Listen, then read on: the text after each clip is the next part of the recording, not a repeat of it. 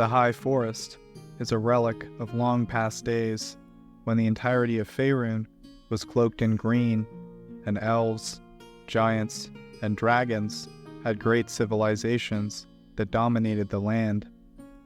The forest is one of the vastest on Toril, hemmed in by the Nether Mountains to the north and the High Moor to the south. To the west lies the Evermoors, and to the east stretches the expansive desert of Anaruk. The Delambir River courses through the heart of the High Forest. The initial settlements of what would form the Arivandar Kingdom emerged in approximately -24,000 by the Dale reckoning. The Third Crown War commenced in -11,000, when the Arivandar, now known as the Vishantar Empire, abandoned negotiations and launched an invasion. During this period, the Vishan lords gained clandestine support from Malzakid, a fallen Solar.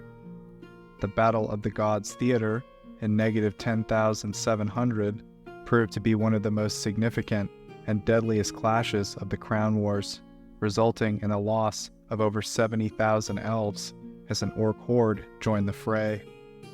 Arivandar emerged victorious, occupying the northern region of Chantel Orthraer.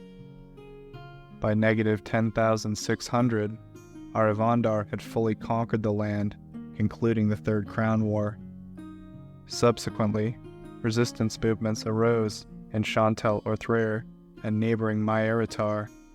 Then the Dark Disaster occurred, annihilating Myaritar with lethal storms.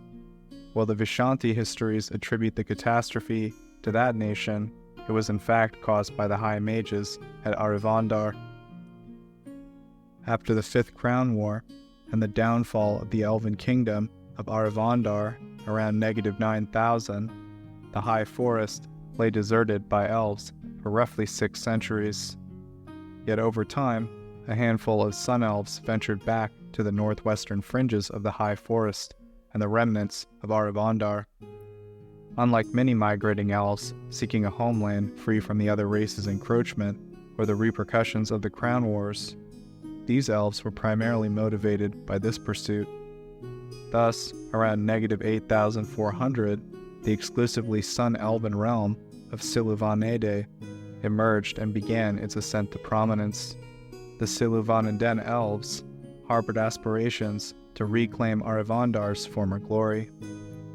However, dissatisfaction brewed among the realm's Moon Elf minority and some Sun Elves who grew weary of the Siluvanaden nobles' elitism and arrogance. They departed Siluvanaide and, joined by a significant number of Moon Elves fleeing overcrowding in Everesca, founded Sharvan in the southern expanse of the High Forest around -7,600. Unlike Siluvanaide, Sharvan embraced diversity and exhibited greater tolerance. Around -5,300, the Siluvanaden elves erected a mythal in the city of Adolfheirenaide, renaming it Myth Adolfheire. Trouble arose in -5,000 when the aristocratic yet half-fiend Sun Elf house, Thlardrageth, fled to Siluvanaide from the elven realms of the Arkorar Forest. By roughly -4,800, they had infiltrated several influential Siluvanaden noble houses, forming alliances with 3 lesser noble houses and instigating conflicts among their rivals. They encouraged interbreeding with demons to enhance their bloodlines, resulting in the creation of Faerie, demon-elf hybrids. Despite concealing their lineage, these Faerie houses swiftly rose to dominance within Siluvanaide. Nevertheless, the nation's rise and moral decline did not go unnoticed or unopposed. Everesca and Sharvan's leaders, determined to prevent Siluvanaide from repeating Arvindar's mistakes and curtail its growing power, took action. To thwart the nation's ambitions and prevent them from reclaiming Arivandar's heartland, young nobles from Sharvan ventured forth and founded the Kingdom of Aerlan amidst Arivandar's ruins in the northern High Forest in -4,700. Embracing a more inclusive approach, they sought an alliance with the northern dwarves. However, the Dlardrageths soon provoked conflict against the nascent realm of Airlan. Around negative 4,500, Arkarar's high mages uncovered the Dlardrageth's hidden lair beneath Askal's horn. With assistance from Airlani forces, they launched an attack, resulting in the death of 4 and the imprisonment of the remaining 3 of the family, including Countess Soraya. Despite the once great noble house's debasement, their supporters deemed this assault overly severe. Nevertheless, the Dlardrageth influenced Silivanadan noble houses swiftly retaliated.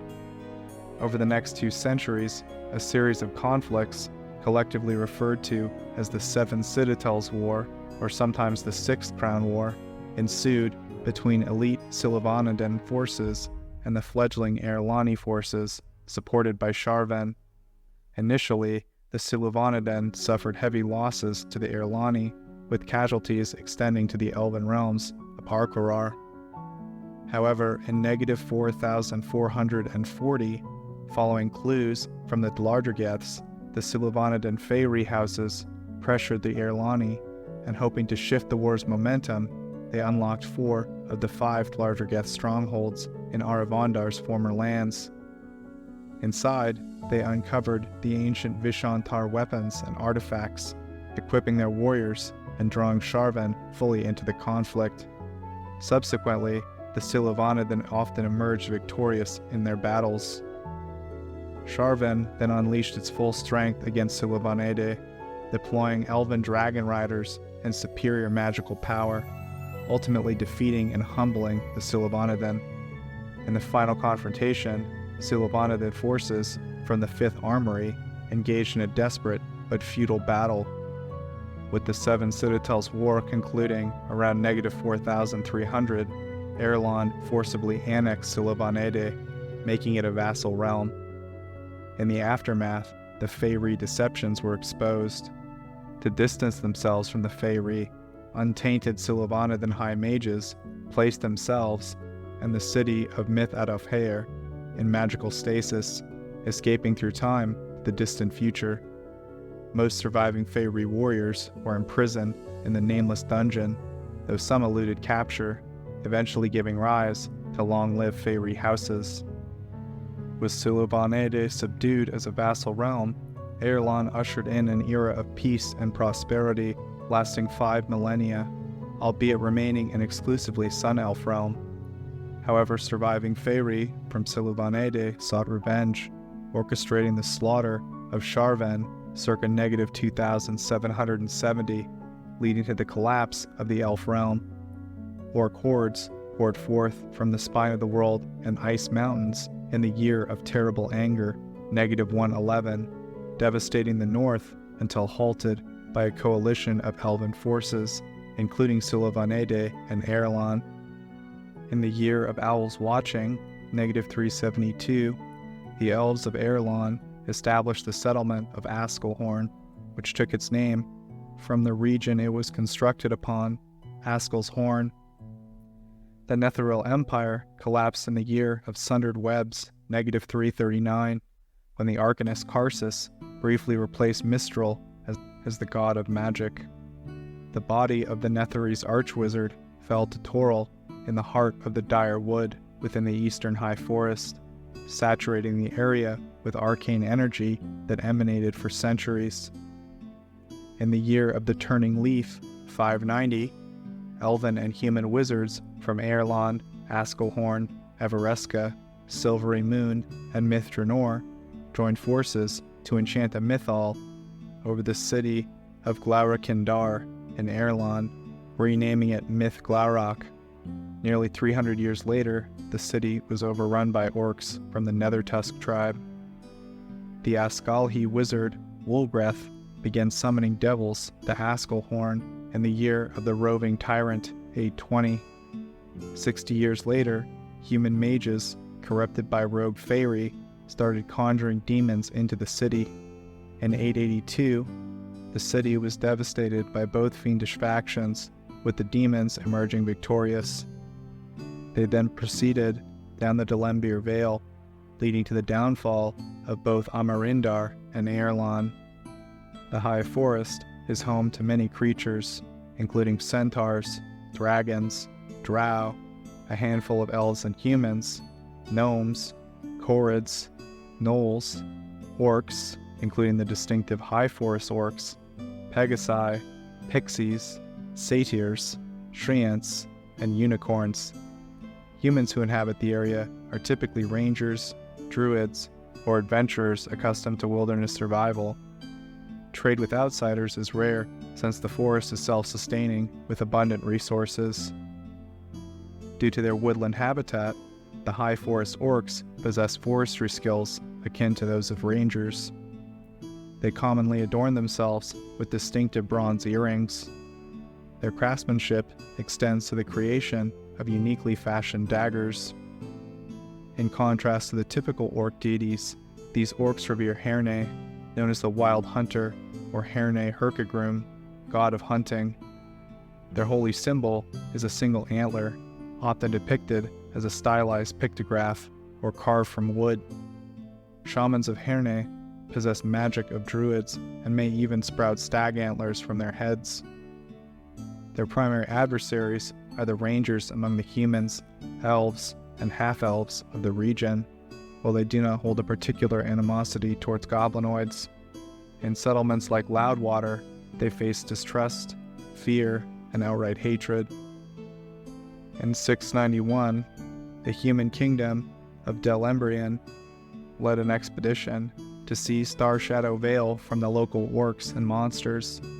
However, following Delembrian's collapse into civil war and strife in 697, refugees turned settlers depleted the woodlands, excessively logged the high forest, and pillaged orcish burial sites. This provoked the orc tribes, leading to the formation of the Horned Horde in 702.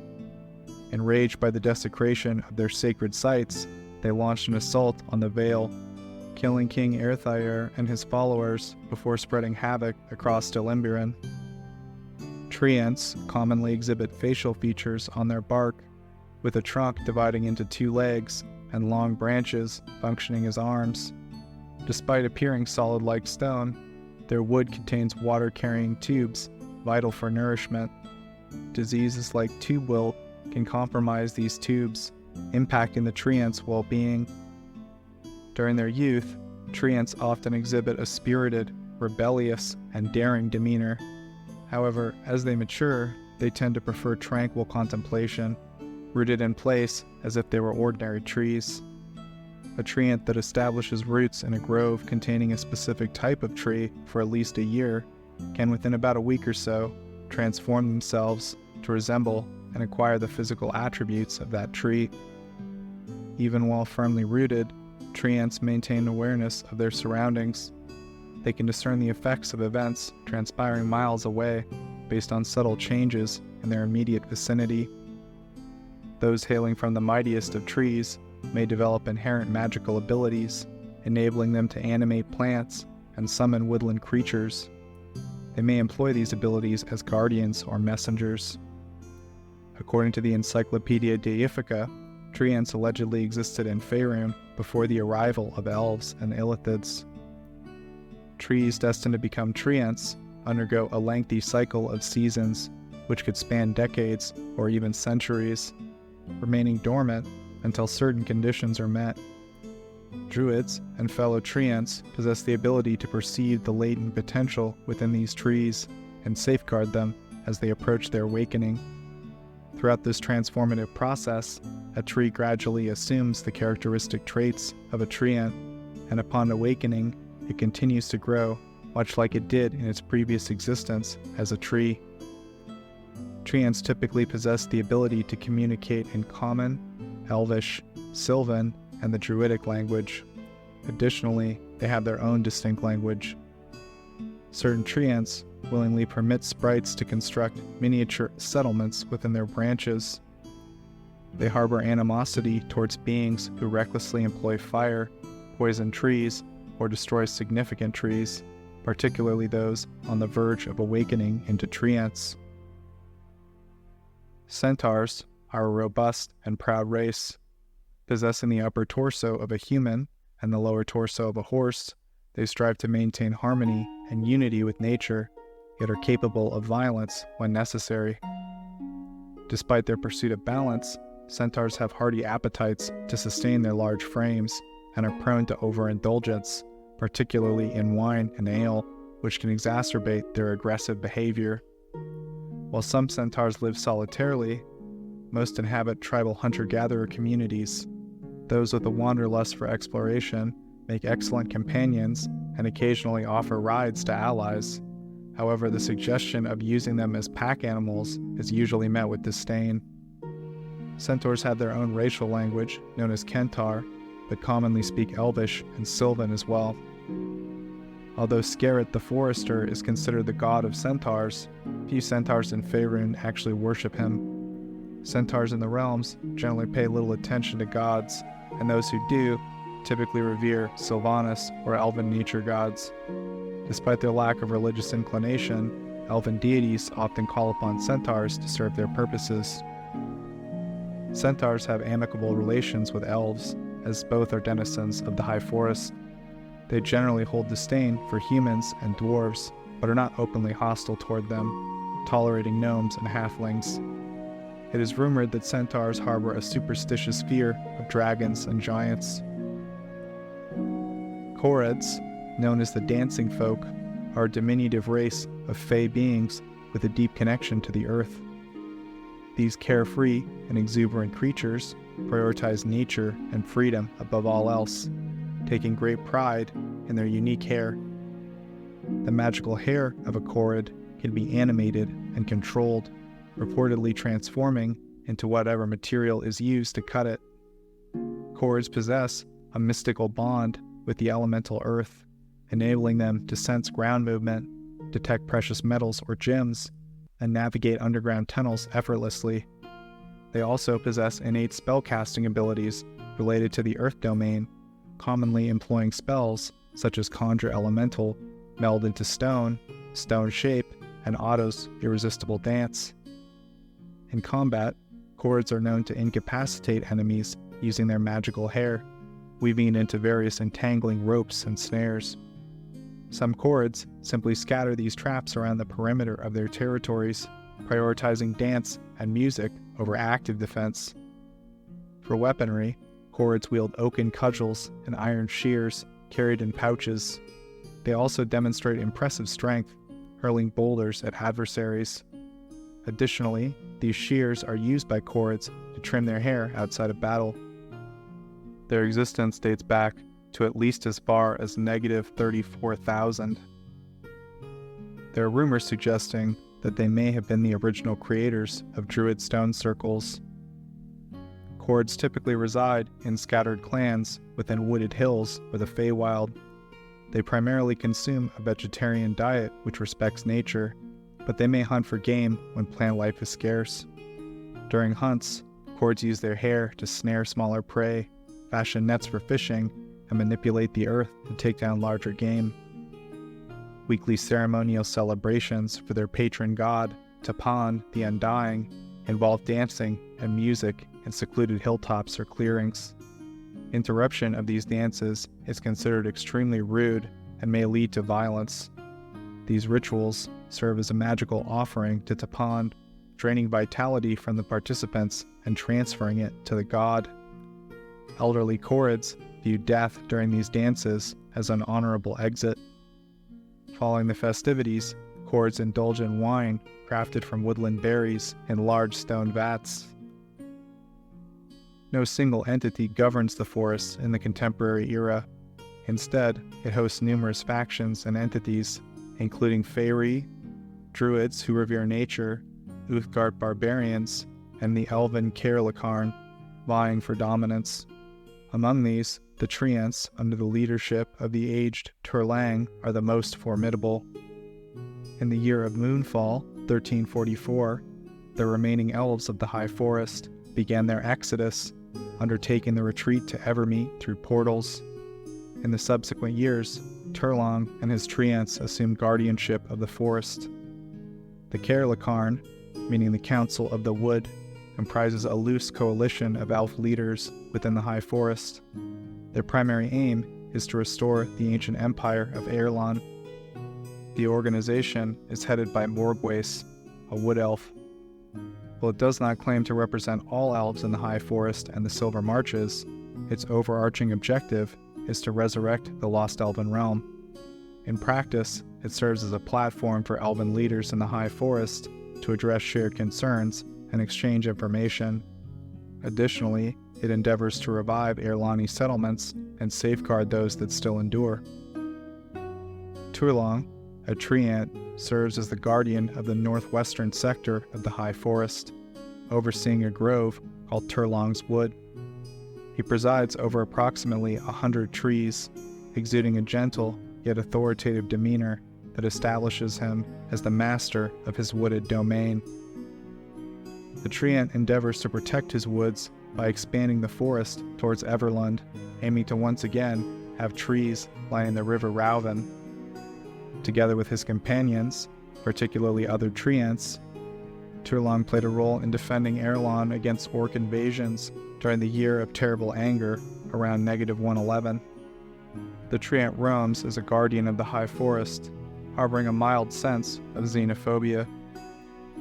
Beginning in late spring of the Year of Wild Magic, 1372, the High Forest orcs initiated a significant migration eastward to the Grey Peak Mountains, termed the Grey Migrations. This movement caused concern among the inhabitants of Loudwater, who speculated about potential reasons for the exodus. Despite the apprehension, the majority of orc migrations were peaceful, with minimal conflicts and fatalities, although a few incidents did garner notoriety.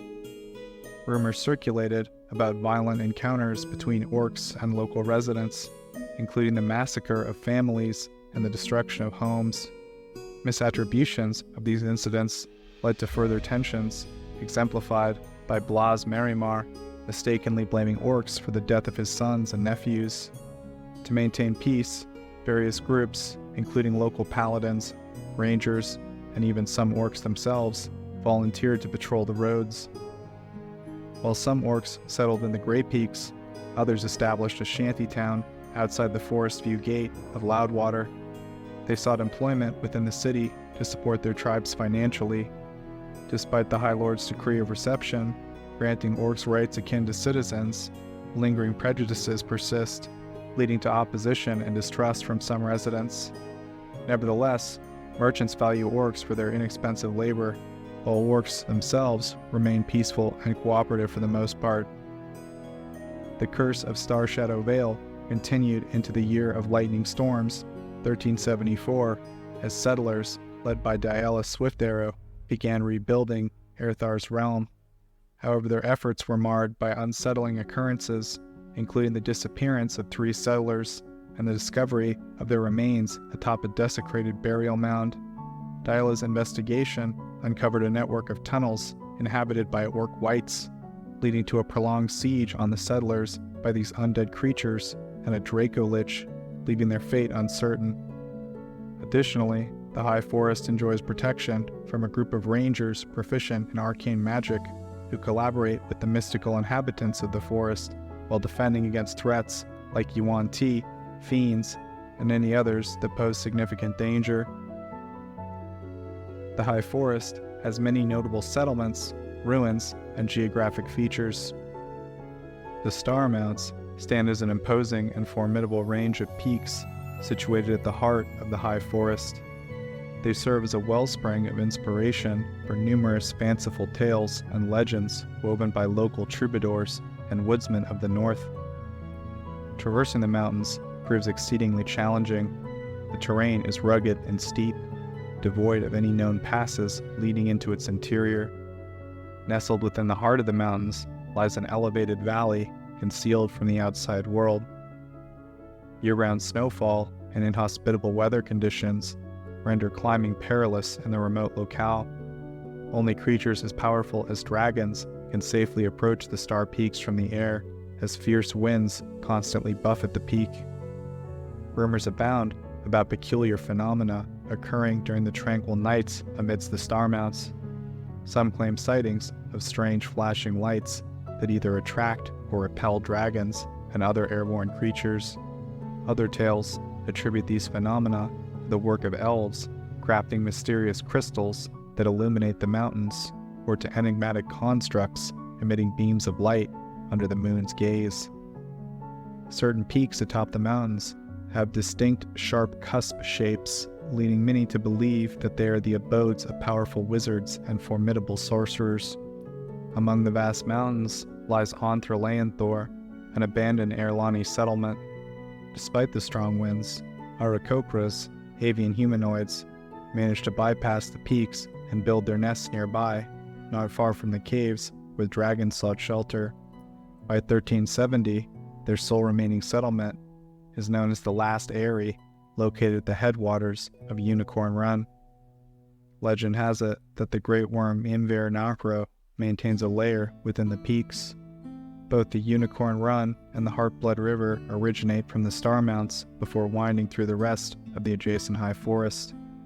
The peculiar terrain surrounding the Star Mounts, coupled with the sudden emergence of the mountain range in the midst of the high forest, has led some to speculate about their unnatural formation.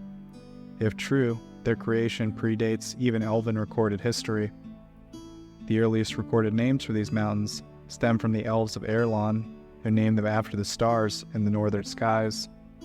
While some peaks have translations of their Elven names, others are still referred to by their original names. Despite the hazards of navigating the Star Mounts, the elves of Erlon were known to mine nearly pure veins of iron and nickel within the range. In the 14th century, the ancient green dragon, Elacrimelacros, awoke from his lair and decimated much of the Aarakocra population in the Star Mountains. The surviving Aarakocra, now known as the Nest of Retribution, abandoned their villages and swore vengeance on the dragon. Noanar's Hold stands as a village situated just off Evermore Way, on the outskirts of the high forest. It sprang up around a renowned hunting lodge in the north, with cottages and meticulously maintained stables weaving among the trees. Accessing the village involves traversing Jundar's Pass southward from Calling Horns to Dead Horse Ford, then journeying eastward along the banks of the River Desserine. The governance of the settlement lies in the hands of the Hunt Lords, who oversee hunting expeditions catering to affluent sportsmen of the Sword Coast. However, dwindling numbers of visitors ensued as whispers circulated about the Hunt Lords allegedly encouraging lethal pursuits among their guests. In their twilight years, the Hunt Lords struck a pact with Orcus, leading to their transformation into wights and their long-deceased steeds into skeletal war horses. The village's namesake, Noanar, derives from a celebrated hunter who once resided within the keep of the village. Its hunting activities span a spectrum from tracking ordinary creatures to pursuing sentient beings and humanoids, some unwilling participants in the pursuits. The White Hart Inn stands out as the premier establishment for travelers seeking respite in the settlement. Olliston's Hold stands as a fortified keep positioned between Everlund and Yartar, adjacent to the Evermore Way, situated within the northwestern fringes of the high forest. Olliston's Hold serves as a bastion of security for farmers and ranchers inhabiting the neighboring regions. It stands as the sole enduring human settlement within the expanse of the high forest. This specific segment of the high forest is occasionally referred to as Turlang's Wood. The local populace exercises utmost caution to avoid antagonizing the forest's mystical forces, with woodcutters limiting their felling activities exclusively to deceased fallen trees. In the year 1372, the inhabitants faced challenges stemming from trolls displaced from the Evermoors to the south. The presence of these monsters rendered the route between Yartar and Everland perilous for travelers. Raitha Leathor is a wood elf settlement located within the north of the high forest. Initially serving as a winter refuge for the forest elves, it transformed into one of the pioneering communities of the high forest, aiming to revive a lost elven empire by the late 15th century. The village's architecture seamlessly blends with the natural environment, with buildings and shelters appearing to emerge from the forest floor's roots and trees, surrounding a central lodge constructed of white marble within the embrace of 4 mighty oak trees, 7 outer structures encircle it.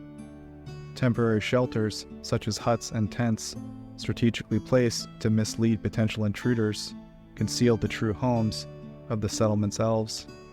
The villagers prefer to dwell high above the forest floor, among the branches of weirwood and shadow-top trees, residing in homes comprised of deadwood platforms obscured by leather tents adorned with wintry scenes. Notably, the weirwoods of Raithaleathor enjoy magical protection against fire. Located on the bank of the Heartblood River near the Direwoods borders, east of the ruins of Kars, Raithaleathor has been governed throughout its history by a lady of the forest named Morgwise Nightmeadow. The village maintains friendly relations with neighboring treant communities, and guests are welcome to enter or leave at their discretion as long as they do not jeopardize its safety. The elves are renowned for their expertise in hunting, foraging, fishing, and craftsmanship in the high forest, particularly in sculpting clay pots, highly prized in local markets. To safeguard the village, patrols are assigned to monitor the eastern reaches of the high forest and keep watch over the nearby Direwood.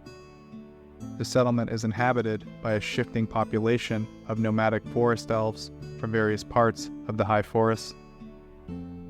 Turlang's Wood, also referred to as the Woods of Turlang, constitutes a dense thicket among the northwestern cluster of trees within the high forest.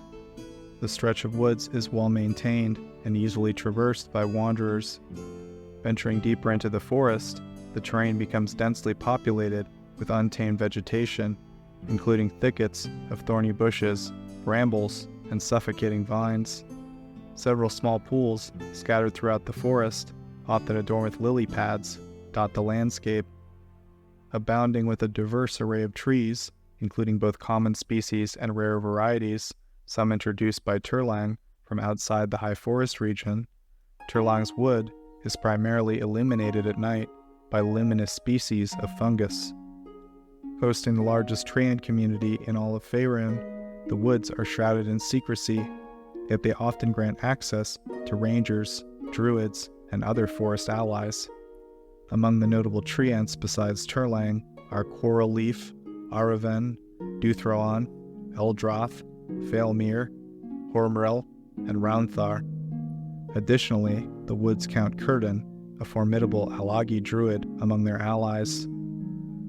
Ontralaenthor, an abandoned Erlani settlement in the eastern Star Mounts, was crafted by the Amarindar dwarves expressly for the elves.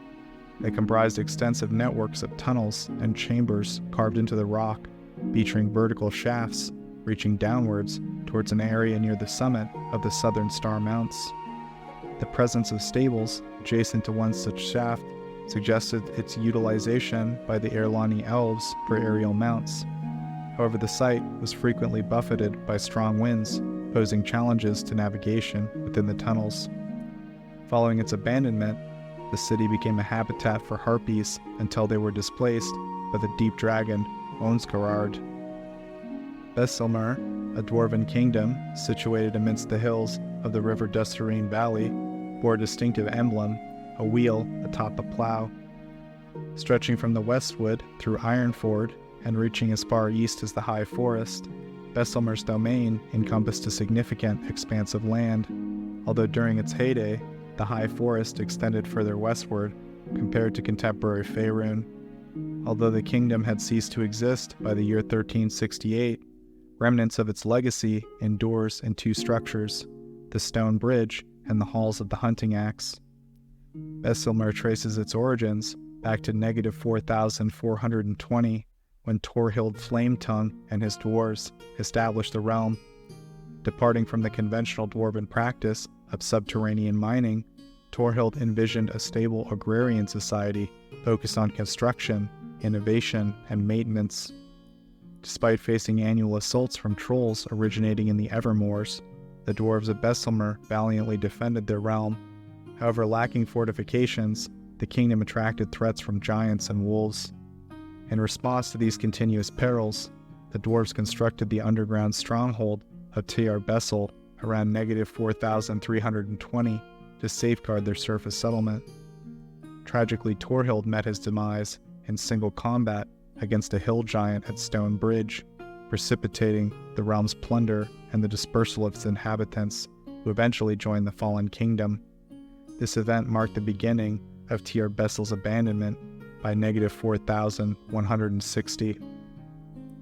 Subsequently, the halls of the hunting axe housed dwarves from Delzoon for approximately 40 years, yet it succumbed to the harsh elements, orc incursions, and wolf attacks. By 1368, only remnants of Besselmer remained, with the primary evidence of its existence being found in ruins. Mythglaurok was constructed atop the ancient remains of a city from the Aravandaran era, the original name of which has been lost to time.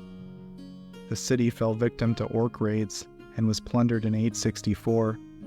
In 1374, following their release from a magical prison beneath Nar Karimhorth, the Daemon Fae house of Dlardragath took residence within the ruins of this ancient city. Utilizing the magic of the stone's mythal, Saria Dlardragath summoned demons capable of establishing a permanent presence in Faerun. Aravanteshur later restored and fortified the mythal to withstand interference from fiends. However, the Daemon Fae forces abandoned the ruins the same year they occupied them, following a defeat at the hands of an elven army from Evermeet near Evereska. Sevirel Miritar, leader of the elven forces, stationed a contingent of elves to safeguard the ruins after Saria's departure. Mythglaurok included a series of portals beneath the Grand Mage's palace. Additionally, for the city's downfall, there existed a shrine to Lavalas Enaroth, known as the Star Museum. Lavalas himself is said to have visited this shrine at least once, where he crafted the Girdle of Lavalas, a sacred artifact later worn by his high priests. The piers of Elvenport were lapped by the waters of the River Delambir. Renowned as one of the more accessible remnants of ancient Erlon, Elvenport has attracted numerous bands of adventurers over the years. Initially, the ruins served as a hiding place for raiders and a few predatory creatures. However, by 1366, the Old Lord's Tower within the town had been seized by a formidable faction of Daemon Fae under the leadership of Verilmor Flotian. Verilmor and his cohorts ensnared elven adventurers seeking to corrupt them with their dark sorcery. Founded by the cult of Karsus shortly after Karsus' folly, in negative 298, Karsa emerged in the high forest at the foot of a towering butte of red stone believed by cultists to be the remnants of Karsus himself.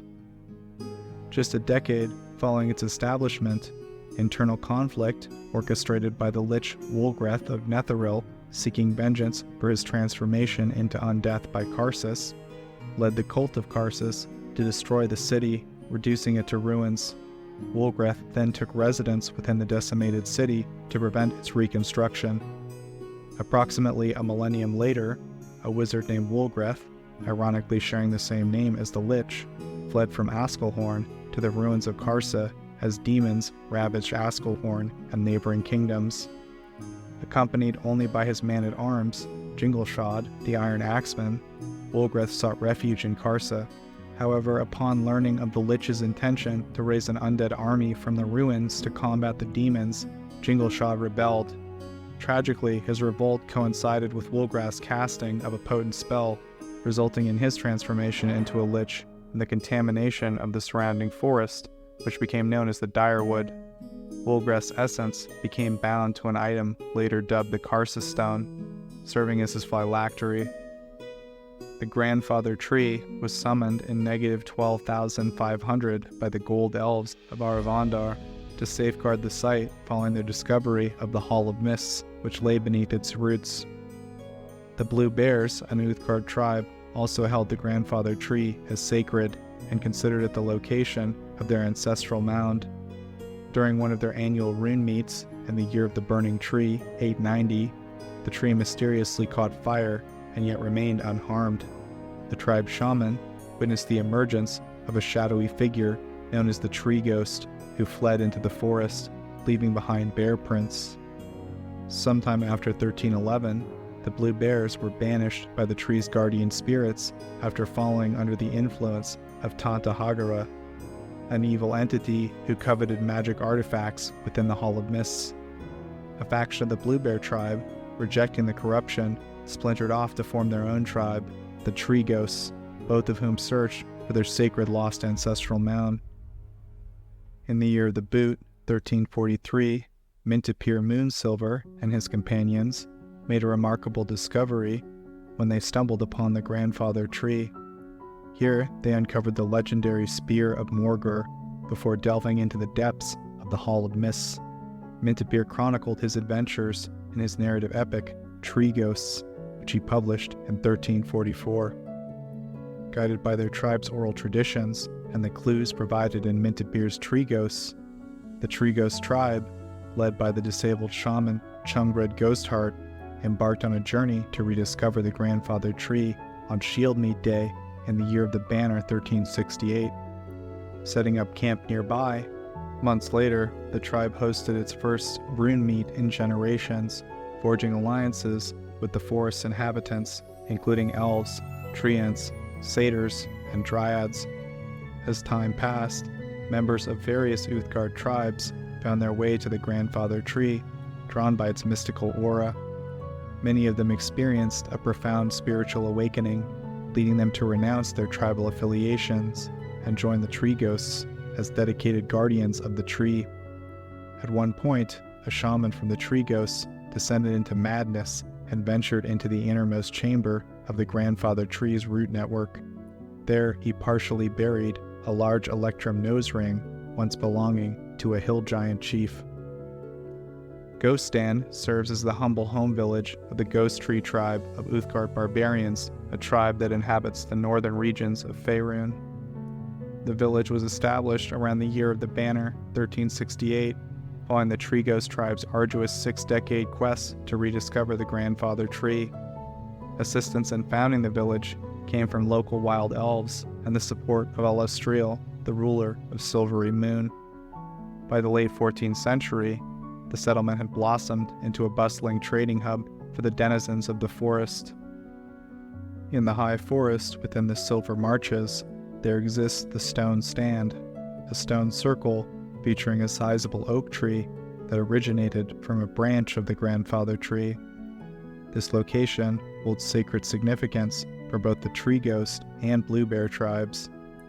The heart of the Stone Stand comprises the towering oak tree, surrounded by 2 cairn rings crowned with a series of menhirs.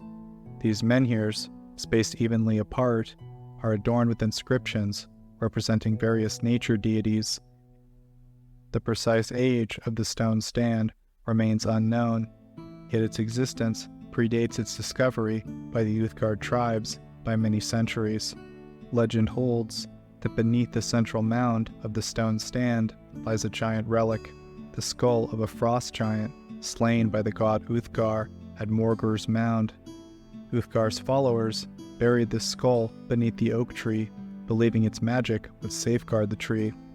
However, the skull emits a necromantic aura, causing the spirits of Uthgard warriors to awaken whenever a creature approaches. Over time, the Blue Bear tribe consecrated the site to Malar the Beast Lord, inscribing his symbol on one of the menhirs. After the tribe's demise, stewardship of the mound passed to the Ghost Tree tribe, who fiercely defended against any remnants of blue bears attempting to approach. According to legend, before her death, Tanta Hagara enchanted Uthgard burial totems to summon deceased warriors of the Blue Bear tribe to protect the Stone Stand and its hidden treasures beneath the ancestral mounds. One such totem, known as the Wrath of the Blue Bear, was stolen from the Stone Stand and eventually ended up in a private collection in Daggerford. Dark Maiden's Leap serves as a planar touchstone, a nexus of energies that strongly connect different planes together, specifically linking Toril and Illustre's realm in Arvandor. Infused with the magic of Illustre, Dark Maiden's Leap poses difficulties for Lolth worshippers attempting to cast divine spells within its vicinity. Travelers who choose to attune themselves to its power, achieved by dancing in the moonlight for at least an hour, can receive various blessings. These include gaining low-light vision, the ability to perform graceful and beautiful dance movements, and the capacity to summon a blade of moonlight similar to the spell Moonblade. Additionally, the stone functions as a two-way portal. Activating it with a Moonbeam spell opens a passage to a cavern near the promenade of the Dark Maiden, while activating it with a Moon Path spell grants access to Illustre's realm in Arvandor. History reveals that during the time of troubles, the absence of divine magic precipitated conflicts among the drow houses in Lolth-dominated cities. This turmoil led many drow to flee, seeking refuge from the chaos. Among these refugees was a group driven into a tunnel by hostile forces. Following the tunnel's path, they emerged into a moonlit forest, drawn by haunting melodies. Their journey led them to a clearing where they witnessed an elderly drow woman dancing upon a flat stone, accompanied by ethereal music. As she danced, she transformed into a youthful, radiant figure, revealed to be the goddess Illustre, engaging in her last dance ritual. Overwhelmed by the goddess's presence and the hope she inspired, the drow exiles joined in her dance, experiencing a newfound connection to their heritage and yearning for the goddess's embrace. Illustre transported them to safety near the promenade of the Dark Maiden, where they became her faithful followers, collaborating with Kilue Veladorn at their temple. Their annual pilgrimages to Dark Maiden's Leap led to a fateful encounter with wood elves beset by orc attackers. The drow aided the wood elves, forging a cooperative alliance that led to the elves offering to protect the sacred site. This event marked the beginning of a mutually beneficial relationship between the two groups, with the followers of Illustre adopting specific signals to identify themselves during their pilgrimages. The fortress, known as the Citadel of Mists, serves as the mysterious abode of the elusive lord referred to as the Mistmaster. Occupying the castle are roughly a dozen individuals, predominantly servants in the employ of the Mistmaster. Additionally, adventurers acting as agents for him can often be found within its walls. When not shrouded in fog, the castle presents itself as a triangular construction composed of 3 slender towers interconnected by walls, erected upon the remains of an ancient elven stronghold. Typically, the Mistmaster cloaks the area with illusions. The area boasts significant protection from powerful air elementals, swiftly driving off any trespassers. In dire circumstances, the Citadel's lord may extend aid and hospitality to travelers in need. The Temple Beyond Time, also known as the Temple of Labalas, stands as a tribute to Labalas Enereth, the Life-Giver, within the city of Milantmere, situated within the elven realm of Erlon in the High Forest. This temple holds a peculiar connection to the time stream. The structure takes the form of a soaring tower resembling an elongated hourglass. The name of the Temple Beyond Time is quite literal. Within its walls, mere hours may transpire, while many years pass outside. Moreover, it remains visible and accessible for brief periods at irregular intervals. The undercroft of the Temple of Labalas houses a two-way portal leading to the House of Long Silences in Ardeep. Only 3 permanent residents inhabit the temple: Susklahava Orbren, Rona Mara Nirdre, and Phaetani Evanara, collectively known as the Time Spinners. These undying Silavandan gold elf Baelnorns have served as priestesses, historians, oracles, sages, and seers for millennia. As the Temple Beyond Time prepares to reappear, Labalas offers omens to his faithful, who interpret these signs to determine the timing of his return. Devotees journey to the site, awaiting the opportune moment to enter the tower and seek counsel from the Time Spinners. However, they risk emerging many years later due to the temple's temporal nature. Among the city's myriad temples, Temple Beyond Time holds the distinction of being the oldest, dating back to the early era of Arvandar, around -23,000, according to Labalasan religious texts. By 1370, the Green Dragon, Cloacridra, claimed dominion over the kingdom, including the ruined temple of Corlon Larathian, the patron deity of the elves, making it perilous for elven pilgrims. Only the intermittent existence of the temple beyond time spared it from the dragon's attention. Nar Karim Horth, commonly known as the Nameless Dungeon, served as an underground fortress shrouded in mystery. Although Erlon elves are aware of its true name, they refrain from uttering it. Situated beneath a stone bluff in the high forest near Elvenport, the dungeon boasts a nearly impenetrable stone door protected by powerful magic. The old road connects it to Elvenport. Elven patrols safeguard the site, identifiable by their diamond-shaped brooches.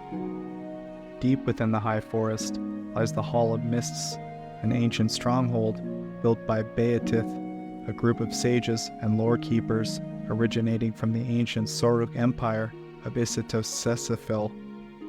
Two stone golems, fashioned in the likeness of bipedal dinosaurs, stand as guardians of the temple's gates, which grant access to realms within the outer planes and the negative material plane. Alongside protecting these gateways, the golems watch over a collection of treasures, including gold and platinum statues, religious relics, and various magical artifacts. Adding to the guardianship is the presence of the grandfather tree. Wards placed around the tree by the elves prevent any intrusion through the gates from either side. However, in negative 2436, an unknown thief pilfered 7 of the nether scrolls, with 3 of them hidden in the Halls of Mists. These scrolls were later dispersed to different locations by Mintapir Moonsilver in 1344. The tranquility of the Hall of Mists was disrupted in 883 during the year of the Fell Firebreak, when the magical upheaval from Hellgate Keep attracted giant red ants to infest the area. These ants burrowed deep, creating passages into the Halls of Mists.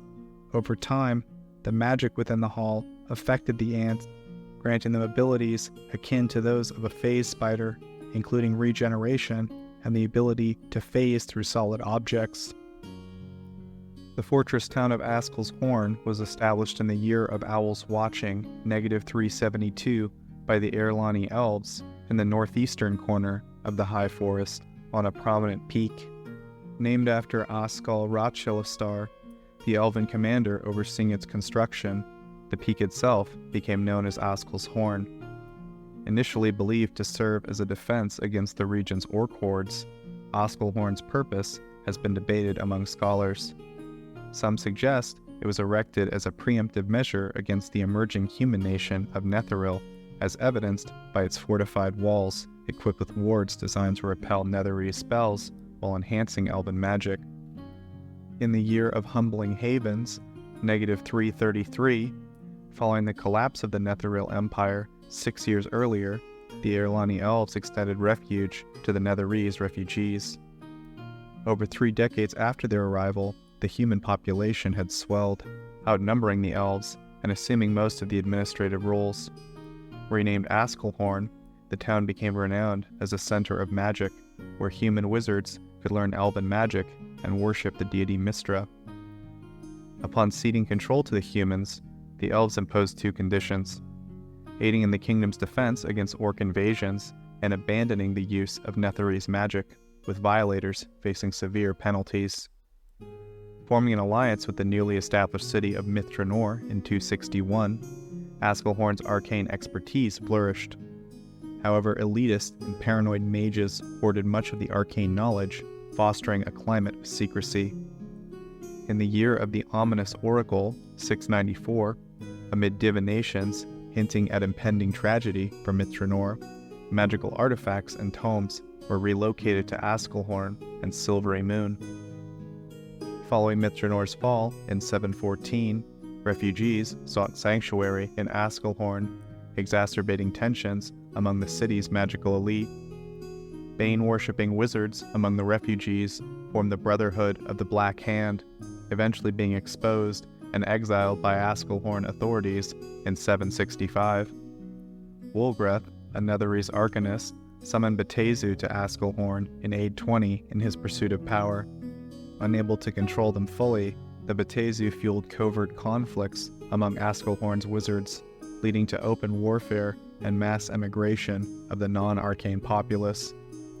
In 856, the last members of the Brotherhood of the Black Hand perished at the hands of the Batezu and rival wizards. Their killers confiscated magical items from their safe house, though the organization's crypt remained undiscovered. Over time, the Batezu grew increasingly audacious, eventually persuading their masters to embrace lichdom. With this newfound power, they openly exerted dominance over Askelhorn, subjecting its inhabitants to torture and consumption as they pleased. In a desperate bid for survival, the remaining wizards, guided by Feyre, summoned demons to the city in 880 to confront the Batezu threat. This action inadvertently exposed the presence of Feyre to the Erlani agents within Askelhorn. Within 2 years, the demons emerged victorious, albeit at the cost of widespread destruction and loss of life. As demons claimed the territory as their own, the remaining Feyre were ensnared within the ancient armories of House Glardregeth by Erlani agents in the city. Although the Feyre's captors attempted to escape, they perished, leading to the Feyre's involvement in Askelhorn's downfall being forgotten. The demon lord Grinthark subsequently bolstered his forces by bringing in more demons and forging an alliance with nearby orcs, leading to devastating wars against the kingdoms of Erlan and Amarindar. Survivors of the Askelhorn massacre sought refuge in Sunbar, Silvery Moon, and Citadel Adbar. Among them was Merstar, a bard who penned a song in 882, renaming the fortress as Hellgate Keep, telling the tale of an Askalhi wizard named Jaluster who repeatedly vanquished 3 liches and 5 Tenari before his demise. Merstar's tale became part of Hellgate Keep's lore. 886 marked a turning point when Elminster and Helben Aronson, aided by ancient knowledge and Erlani wards, erected powerful barriers around Hellgate Keep, entrapping greater demons within. Despite these efforts, demons have persisted, attempting to tunnel beneath the wards. By 898, they breached the sewers, uncovering ancient crypts with valuable magic. In 919, the Moroeme clan of Blue Dragons forced the demons to abandon their deeper tunnels. Around 964, the Mialikan princess Emthrina Gulkrin opposed the encroaching evil of Hellgate Keep in the eastern High Forest, aided briefly by spells found in Yornar's Trail Companion. Despite temporary setbacks, demons continued tunneling efforts, eventually connecting with fallen Amarandar's deep tunnels in 1221 and the Nameless Dungeon in 1356. This expansion led to conflicts with nearby Drow and Beholders. In 1355, Mintipir Moonsilver infiltrated and escaped Hellgate Keep, chronicling his experience in an epic titled Hellstorm before his residence with the Druids of the Tall Trees. In 1365, Grinthark confronted 7 Everskan elves his forces had captured spying on the fortress a year earlier in the gladiatorial arena. Using the shattering swords of Cornal in Loeth, the elves succeeded in killing Grinthark, but lost 3 of their own in the process. They then dispatched his rock lieutenant before succumbing themselves. The remaining demons descended into chaos, vying for control of the keep. By day's end, only around 7 greater demons remained. The most senior among them, Sarn, Bulvasis, and Amasira, agreed to a truce and established a triumvirate. One of their initial actions was to recall the keep's forces from ongoing conflicts in Amarindar and abandon their outposts there. In 1366, Amasira fell victim to assassination by her 2 partners. In 1367, the deranged wizard, Radok, a long-standing adversary of Grinthark, launched an assault on the keep upon learning of his demise. Although both sides suffered losses, the demons emerged victorious by crushing Radok and his siege engines with debris. A deep spawn that had infiltrated Radok's forces and slipped into a subterranean cave near the keep's audience chamber remained undetected for years. Seizing the opportunity, Bulvasis eliminated Sarn, consolidating her hold on the keep.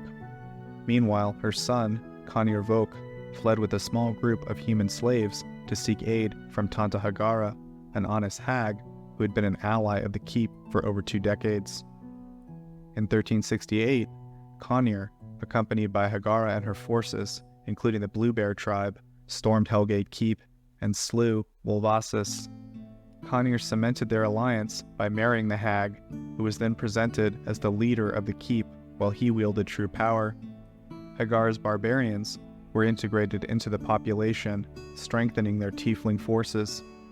In 1369, 2 harpers, Krishana Fireglen and Spellviper, disguised as Blue Bear tribesmen, infiltrated Hellgate and exposed Hagara's true identity as an honest hag.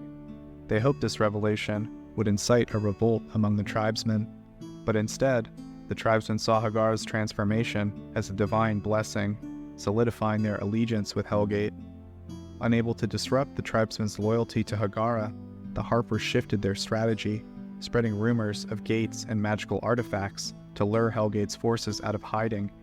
Their scheme succeeded in provoking Conir and Hagara to dispatch scouts, reconnaissance teams, and eventually small armies. They sent expeditions to Sundabar, Silvery Moon, and the High Forest, believing these locations housed gates to the Abyss for reinforcements.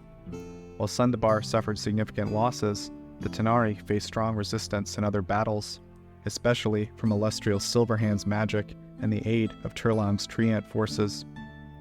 By 1369, a final rumor circulated that the Gatekeeper's crystal, capable of destroying the wards around Hellgate, was hidden within the Citadel of Mists.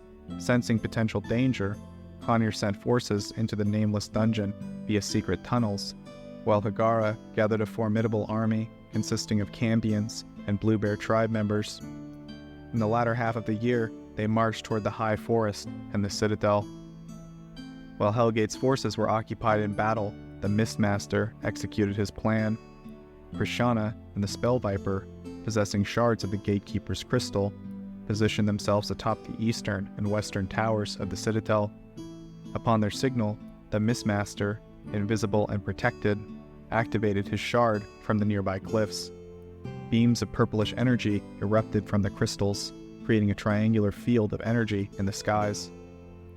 Upon activation, the Mistmaster directed the Gatekeeper crystal to dismantle the city's protective wards, absorbing them into its energy and converting all other magic into wild magic.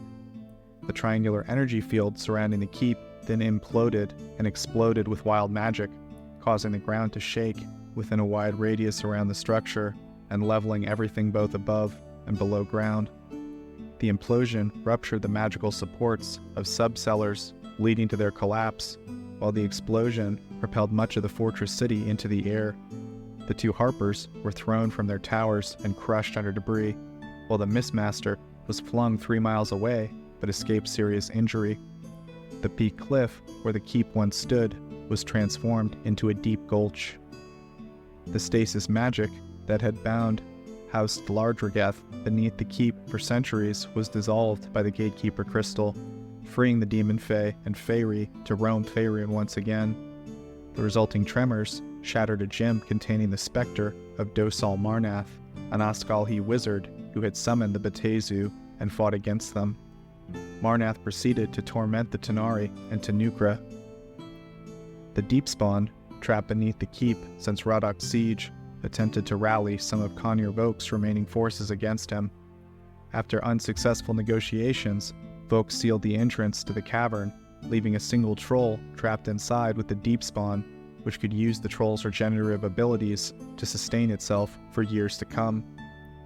In the aftermath of the keep's demise, Treant forces from Turlong swiftly moved in to occupy the ruins, while various birds and undead creatures found refuge within the cellars and exposed areas. Some Blue Bear tribesmen became trapped in the deep tunnels during the destruction, transforming into revenants and zombies with a shared desire to one day escape and exact vengeance upon the Mistmaster. Many of the keep's demonic servitors abandoned the site, dispersing across the north. 4 of the 9 Tanaruk tribes deserted Conir Vok, relocating to the Nether Mountains. Those who remained loyal to Conir's vision of revitalizing the Scoured Legion migrated into the Underdark near Amarindar. Following the cataclysmic explosion caused by the gatekeeper's crystal, the surrounding area was imbued with wild magic regions and multiple layers of dead magic zones, particularly evident in the central ravine formed by the explosion. Flying magic items, spells, and potions ceased to function within these zones. Approximately 2 miles to the south, Hellgate Dell emerged as a tall mound of debris hurled from the keep during its destruction. Over time, it became covered in moss and small shrubs, encircled by a ring of 25 large oak trees, 5 of which are actually treants tasked with guarding the area. The southern cliff outcrop, where the keep once stood, underwent significant transformation, resulting in the creation of Razorthorn Rift. Treants block access to this area, with imposing patches of briar and thorn. The central ravine, later renamed Grinthark's Gulch for its distinctive shape, resembles an inverted pyramid. Alongside its western slope, a magical pillar of water ascends hundreds of feet into the air, terminating at one of the gulch's dead magic zones. This location formerly housed a public well or fountain dating back to the days of Askelhorn. On the surface, after the keep's destruction, the treant forces of Turlong were resolute in restoring the area to its former forested state and eradicating the corruption that it had brought upon the land. Gradually, the area became densely overgrown with shrubs, small trees, and various types of vegetation. Enormous vines and an extensive network of invasive roots wound their way across the remnants of the keep, exerting pressure on stone and destabilizing its structures. Some areas were sealed off by encroaching roots, while others were connected by bridges made of vines and ivy. By 1370, only 3 prominent sites remain above the ground, although they were partly engulfed by vines like the rest and destined for eventual decay. These sites include the Tower Arcanatoris, the 3 torn towers, and an armory. During the same year, all that was left of the central keep was a substantial heap of precarious stone rubble at the bottom of Grinthark's Gulch, beneath which emitted an ambient glow visible from above.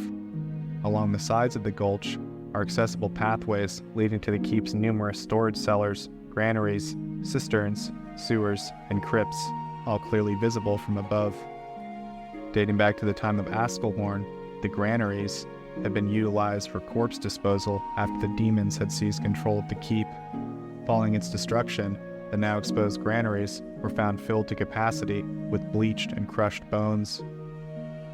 During its time as Askelhorn, a series of subterranean shelters, known as the Lesser Assemblies, were constructed beneath the fortress to provide a refuge for citizens during attacks or periods of martial law. These shelters were connected to the town's crypts through illuminated tunnels and were also linked to the crypt later identified as the Deep Garrison via a spiral staircase originating from one of the keep's storage cellars. Each assembly contained small cisterns and granaries in the corners, furnished with bunk beds and tables. When the demons seized control of the keep, they repurposed these spaces for various activities, including magical experimentation and forced combat among their slaves. Situated within solid rock between the Lesser Assemblies and the Deep Garrison was a concealed burial chamber belonging to the organization called the Brotherhood of the Black Hand. Members of this organization were laid to rest in a mummified state within this chamber. It was linked to the Lesser Assemblies through a hidden bidirectional gate protected against inhabitants of the lower planes. Activation of this gate involved placing one's right hand into a hand-shaped recess in the floor of a cistern within the Lesser Assemblies, which corresponded to a similar hand-shaped recess in the center of a pool of water within the crypt. The hand symbolized the deity of the organization Bane, and both the crypt and the gate remain mysteriously unaffected by the explosion caused by the gatekeeper's crystal. The crypt's walls are constructed of basalt and adorned with ever-burning torches mounted on wall sconces emitting smoke. Magical means ensure the air within the crypt remains fresh and constantly replenished. Suspended above the central pool of water in the crypt is a sacred hand of Bane, which would assail individuals of good alignment and anyone who disturbed the sarcophagi within the crypt. The sarcophagi lining the walls, crafted from obsidian, depict human males adorned in the garb of the Church of Bane, with one sarcophagus fashioned to mockingly resemble Edron Nonalur. Each sarcophagus contained a hidden compartment housing the occupants' spellbooks and personal treasures. Among the known treasures of the crypt were a kira belonging to House Anglor, Jaluster's pipestaff, and 3 of the scrolls of Ardentum. Legends surrounding the crypt suggest the disturbances of the interred could potentially result in their reanimation as mummies, specters, or even liches. The Dlardrageth Redoubt, a small villa, now located beneath the surface, predates it by over 5,000 years and remained undiscovered by its inhabitants until the incident involving the Gatekeeper's crystal. Originally, the villa served as a prison for 4 surviving members of the demon-corrupted Sun Elf House Dlardrageth, who were placed in stasis magic. During their imprisonment, they transformed the cavern complex into a villa-like structure. The sole visible entrance to this level, noticeable among the gulch, is a 4-foot-wide window, crudely gouged and chiseled out of the stone. This opening triggers magical alarms set by Saria Dlardrageth, alerting the villa's elven Cambion inhabitants whenever anyone peers through it or enters. Beyond the villa lies the Hall of Ancestor Strength, featuring 6 intricately detailed statues of Tenari on its southern wall, interspersed with bas-reliefs and their crossbreeds. By 1370, the 3 statues closest to the entrance were partially buried in rubble. Adjacent to this hall is a circular chamber with polished floors, illuminated by torchlight, culminating in a dome adorned with elaborate gold inlays depicting the seal of House Dlardrageth, a golden wyvern, in flight against 3 red cross swords. The chamber serves as an intersection between the 2 other halls and a wide downward staircase to the south. To the north lies a dining hall furnished with a long table and chairs carved from duskwood. A wooden door along the western wall leads to a kitchen equipped with shelves and a fireplace with a magic self-rotating spit. The kitchen's northernmost door opens to an alcove housing a gelatinous cube used for garbage disposal, while its westernmost door leads to servants' quarters furnished with straw pallets and clothing chests. A sloping passage from the kitchen's southernmost door leads to a secret entrance to the villa's lounge, facilitating quick access for the staff. By 1370, much of the dining hall lays buried beneath rubble, while the kitchen remains relatively intact. West of the circular chamber lies a lounge room with wood-paneled walls concealing 2 secret doorways and a carpeted floor, featuring a shallow fountain pool at its center. Adjacent to the lounge's western entrance is an ascending southern stairway of polished stone leading to a hallway connecting the 5 lavishly decorated bedrooms of the Dlardrageth members. Notable among these is Zalf and Saria's rooms, with the former featuring a small tunnel in the ceiling connecting to the lesser assemblies, and the latter containing a secret entrance in the wardrobe. The secret entrance leads to the final notable chamber in the villa, which is a holding area for intruders and interrogation purposes. The chamber contains individual cells with heavy padlocks and small barred windows. By 1370, the cells house the corpses of a red wizard and 4 members of the host tower of the arcane. Separated from the cells by a curtain is the interrogation portion of the chamber, illuminated by 10 small candles in reflective sconces. A small bin along the western wall holds confiscated goods, while a large depression in the center of the area contains blackened shackles mounted to the floor by a rusty chain. The deep garrisons, originally the catacombs of Askelhorn and the crypts of House Dlardrageth, were accessible solely through secret doorways, stairways in their villa, and spiral staircases linked to hidden doors in the keep's storage cellars. These crypts contain 12 sarcophagi and numerous wall niches, repurposed by the Tenari after their discovery to serve as beds and bunks. Funerary statues, ancient heirlooms, and scattered bones litter the floor, left in disarray.